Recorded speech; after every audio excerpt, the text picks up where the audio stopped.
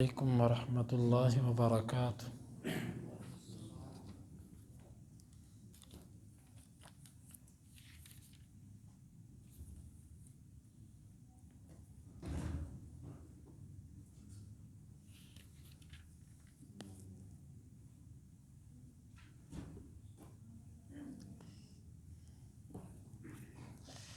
سورۃ الاعراف آیت نمبر 187۔ اعوذ باللہ السمیع العلیم من الشیطان الرجیم من ہمزہ ونفخہ ونفثہ۔ یسألونک، وہ آپ سے سوال کرتے ہیں، عن کے بارے میں، الساعہ قیامت، ایانا کب ہے، مرساہا اس کا واقع ہونا۔ قل آپ کہہ دیجئے، انما یقیناً، علمہا اس کا علم، عند پاس، ربی میرے رب، لا یجلیہا نہیں اسے ظاہر کرے گا، لوقتہا اس کے وقت پر، الا مگر ہوا وہی، ثقلت وہ بھاری ہو چکا ہے، فی میں السماوات آسمانوں، والارض اور زمین، لا تأتیکم نہیں وہ آئے گی تمہارے پاس، الا مگر بغتہ اچانک، یسألونک وہ آپ سے سوال کرتے ہیں، کأنک گویا کہ آپ، حفی خوب ماہر ہیں، علم رکھنے والے ہیں، عنہا اس کے بارے میں۔ قل آپ کہہ دیجئے، انما یقیناً، علمہا اس کا علم، عند اللہ اللہ کے پاس ہے، ولیکن اور لیکن، اکثر زیادہ، الناس لوگوں میں سے، لا یعلمون نہیں وہ علم رکھتے۔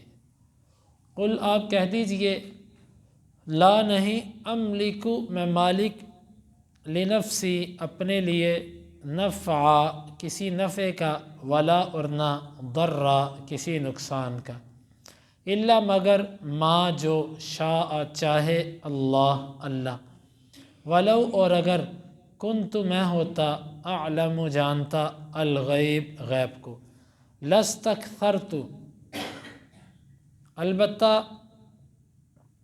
میں بہت زیادہ جمع کر لیتا، من سے الخیر بھلائی، وما اور نہ، مسانی مجھے چھوتی، السوء برائی، ان نہیں ہوں، انا میں، الا مگر، نذیر ڈرانے والا، وبشیر اور خوشخبری دینے والا، لقوم ایسی قوم کے لیے، یؤمنون جو ایمان لانے والی ہے۔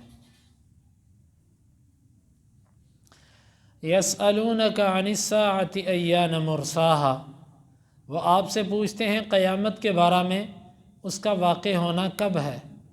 قل انما علمها عند ربی آپ ان سے کہہ دیجئے، اس کا علم میرے رب کے پاس ہے، لا یجلیہا لوقتہا الا ہو اسے اس کے وقت پر اس کے سوا کوئی ظاہر نہیں کر سکتا، ثقلت فی السماوات والارض وہ علم زمین و آسمان پر بھاری ہے، لا تأتیکم الا بغتہ وہ قیامت تمہارے پاس اچانک ہی آئے گی، یسألونک کأنک حفی عنہا وہ آپ سے یوں پوچھتے ہیں جیسے آپ اس کے بارے میں بڑے ماہر ہیں۔ قل انما علمها عند اللہ آپ ان سے کہہ دیجئے کہ اس کا علم تو اللہ کے پاس ہے، ولیکن اکثر الناس لا یعلمون اور لیکن اکثر لوگ علم نہیں رکھتے۔ قل لا املک لنفسی نفعا ولا ضرا الا ما شاء اللہ آپ کہہ دیجئے میں اپنے لیے کسی نفع اور نقصان کا مالک نہیں مگر جو میرا رب چاہے، ولو کنت اعلم الغیب اور اگر میں غیب کو جاننے والا ہوتا، لاستکثرت من الخیر البتہ میں بہت سی بھلائی جمع کر لیتا، وما مسنی السوء اور مجھے تکلیف نہ پہنچتی، ان انا الا نذیر و بشیر لقوم یؤمنون، میں تو ایمان والی قوم کے لیے ڈرانے والا ہوں اور خوشخبری دینے والا ہوں۔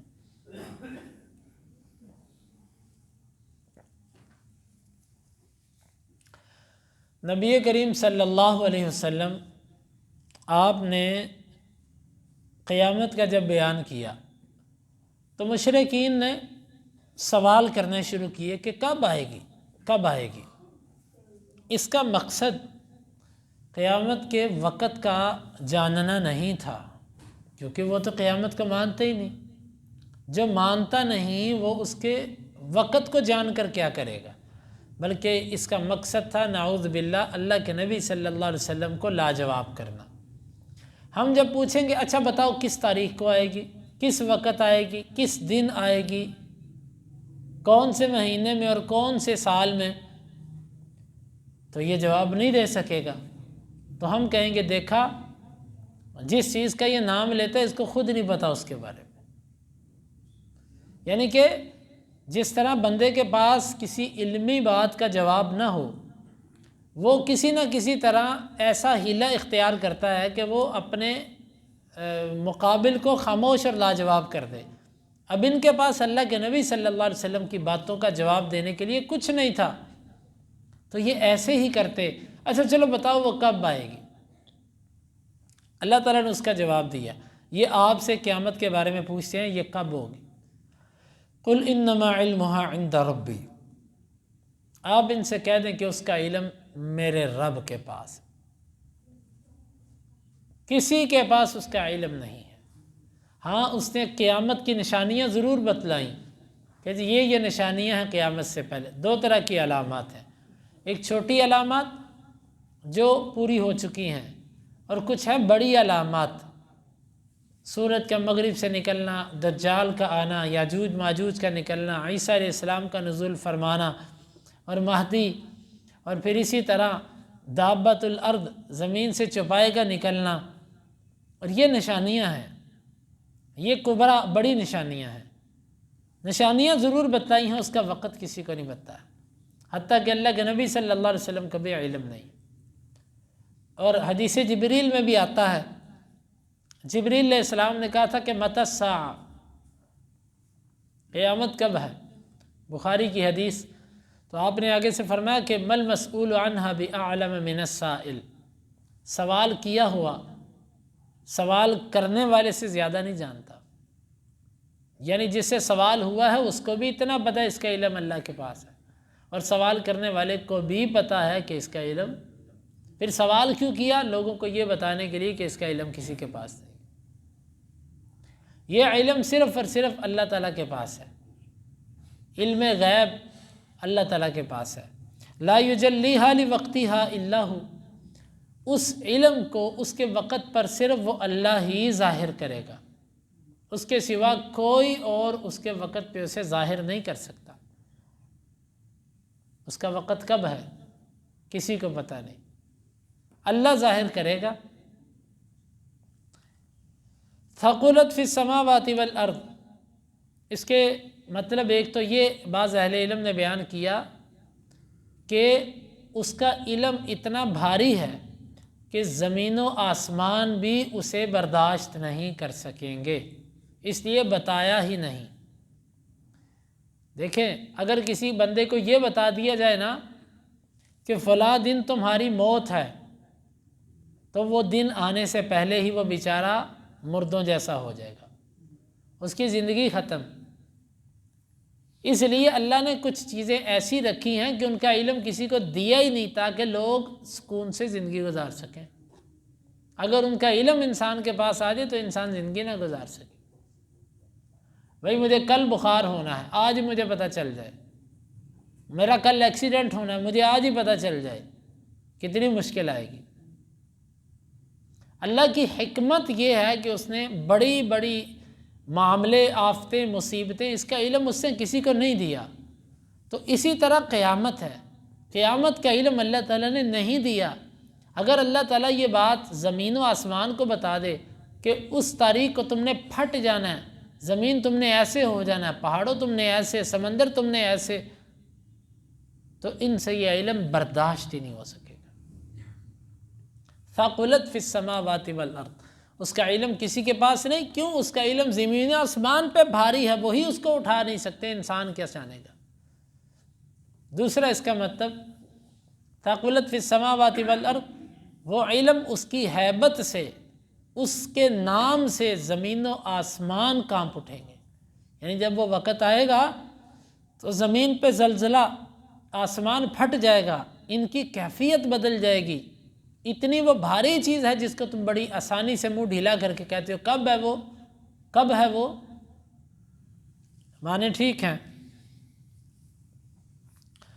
لا تأتیکم الا بغتہ، وہ تمہارے پاس اچانک آئے گی، پہلے ہم نہیں بتائیں گے، تم غفلت کی حالت میں ہوگے، بس اچانک آئے گی تمہارے پاس۔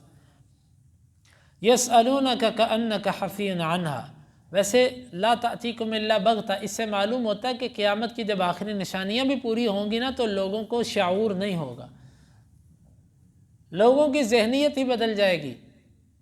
جس طرح آج زلزلے آتے ہیں، طوفان آتے ہیں، آندھیاں چلتی ہیں اور کئی قسم کے معاملات ہوتے ہیں، کوئی اس کو یہ نہیں کہتا یہ اللہ کا عذاب ہے، سارے سائنسی توجیحات میں اٹک جاتے ہیں، اس کی وجہ یہ ہے، اس کی یہ ہے، اس کی یہ ہے، کوئی اس کو اللہ کا عذاب اور اللہ کی ناراضگی نہیں سمجھتا۔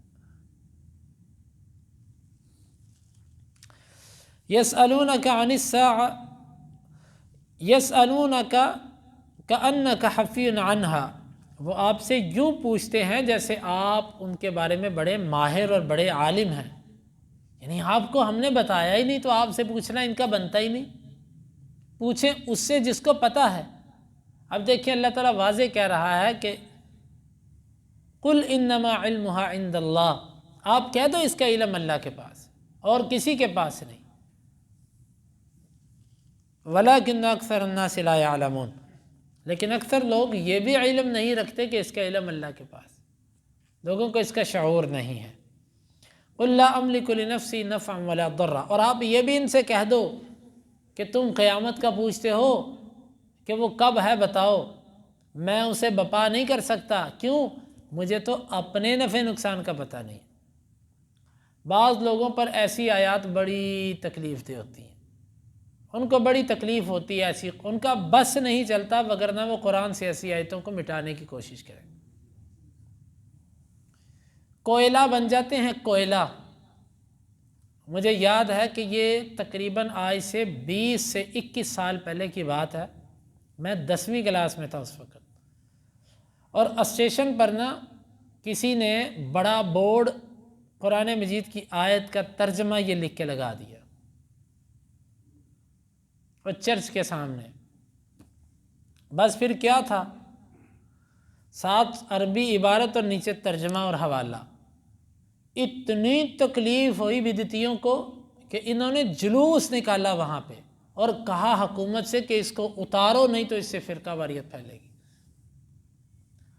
یہ بیچارے اسی لیے اپنی مسجدوں میں درس قرآن نہیں کرتے، اور یہ درس حدیث نہیں کرتے۔ اگر یہ درس حدیث کرے بھی نا تو فضائل کی حدیثوں پر ہی رہتے ہیں کہ فضائل کی حدیثیں بتا دو، ان کو مسائل نہیں بتانے، کیوں؟ مسائل کے علم سے جہالت ختم ہوتی ہے، تو ان کی جہالت ختم ہوگی تو یہ ہمارے ہتھے سے نکل جائیں گے۔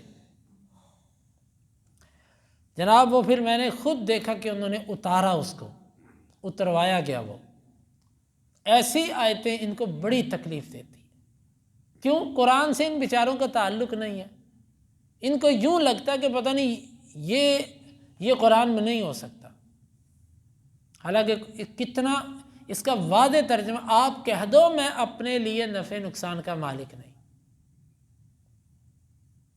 اللہ کے نبی صلی اللہ علیہ وسلم اپنے لیے بھی نفع نقصان کے مالک نہیں تھے، آپ کے دندان مبارک شہید ہوئے، آپ کے چہرے کے اندر کھود وہ کھبی، آپ زخمی ہوئے، آپ کے صحابہ کرام شہید ہوئے، آپ کے بیٹے فوت ہوئے، آپ کی بیٹیاں آپ کی زندگی میں فوت ہوئیں، آپ کے بیٹے ابراہیم کی سانسیں آپ کے ہاتھوں میں تھا جب نکلیں۔ اس کے علاوہ کتنے ایسے مقامات تھے کہ آپ صلی اللہ علیہ وسلم کے دل میں ارمان کچھ تھا لیکن رب کو منظور کچھ تھا۔ نفع نقصان کا مالک صرف اللہ۔ لیکن آج دیکھیں، آج لوگوں نے پیروں کے بارے میں، بلنگوں کے بارے میں کیسے کیسے نظریات بنا لیے کہ جی ان کے پاس چلے جو بس خیر ہی خیر، نورانی نور تے ہر بلا دور، اور پتہ نہیں کیا کیا فضول فلانا لجپال تے غم دیوے ٹال، یہ ایسے شیطانی بنائے ہوئے ٹوٹکے اور جملے ہیں کہ نہ جانے ان لوگوں کی عقلیں کہاں ہیں۔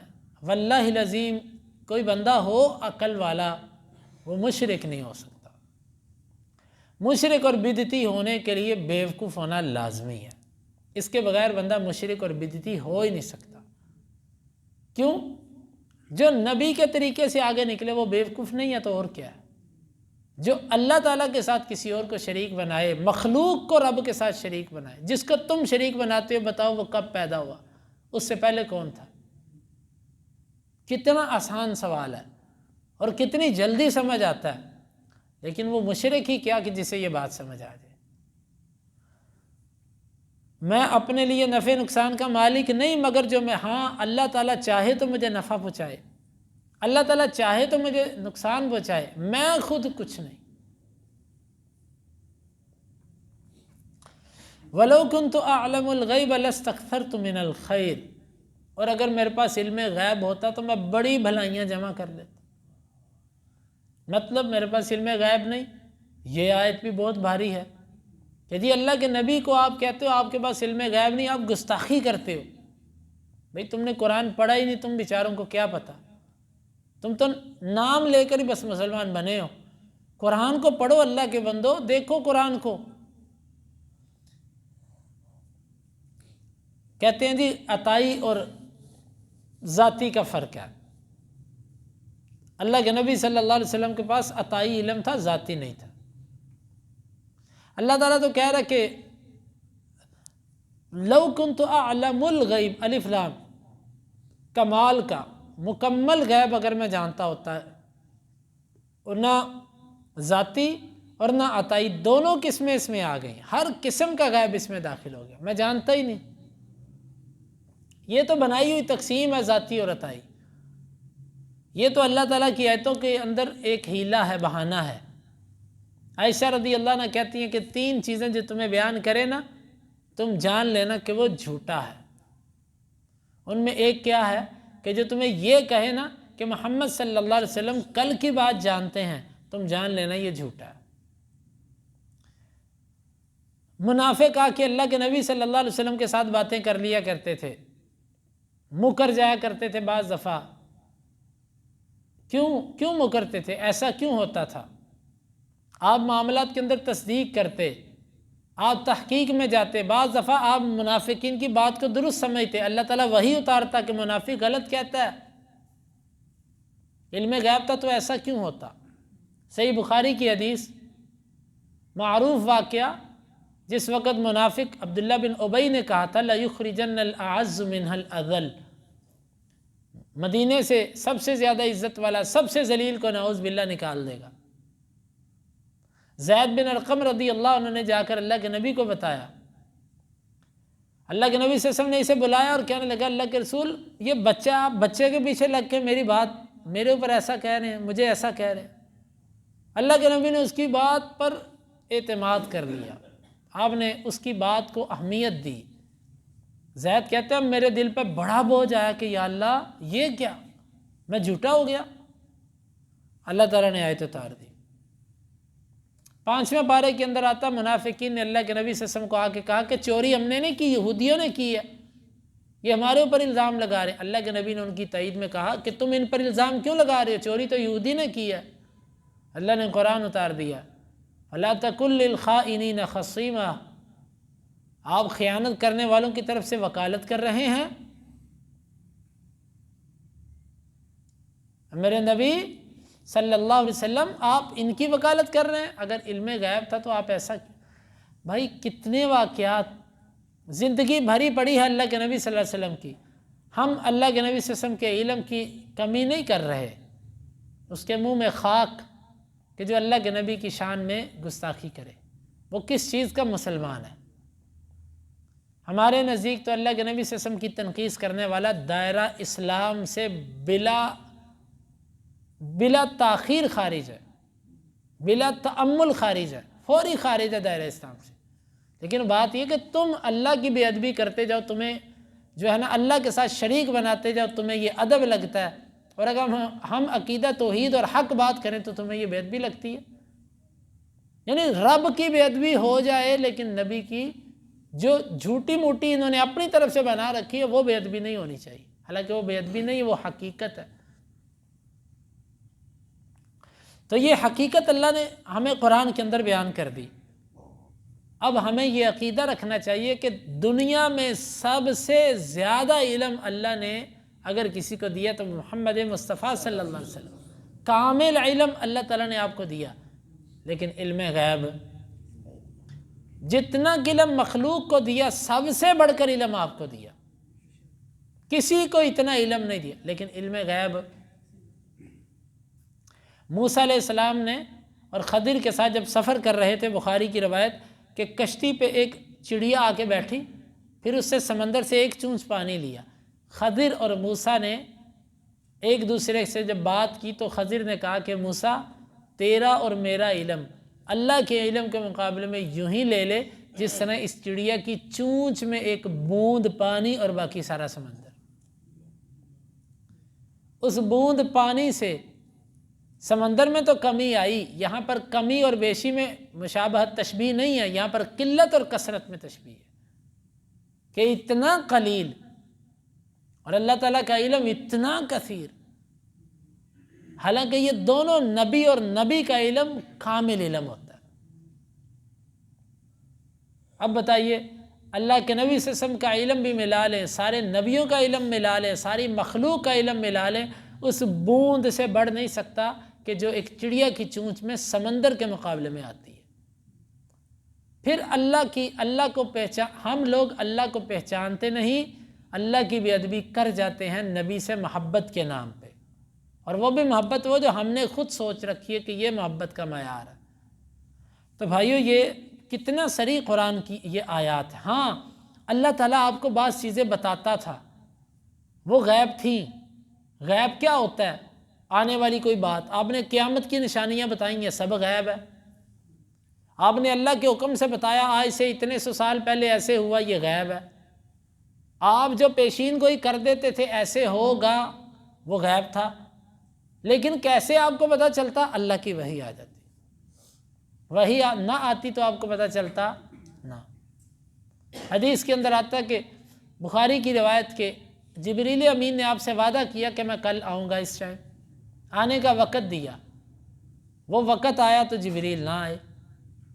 آپ پریشان کہ ایسا کبھی ہوا نہیں، جبریل پیچھے ہٹنے والے نہیں، وقت سے لیٹ ہونے والے نہیں، ایسا کیوں؟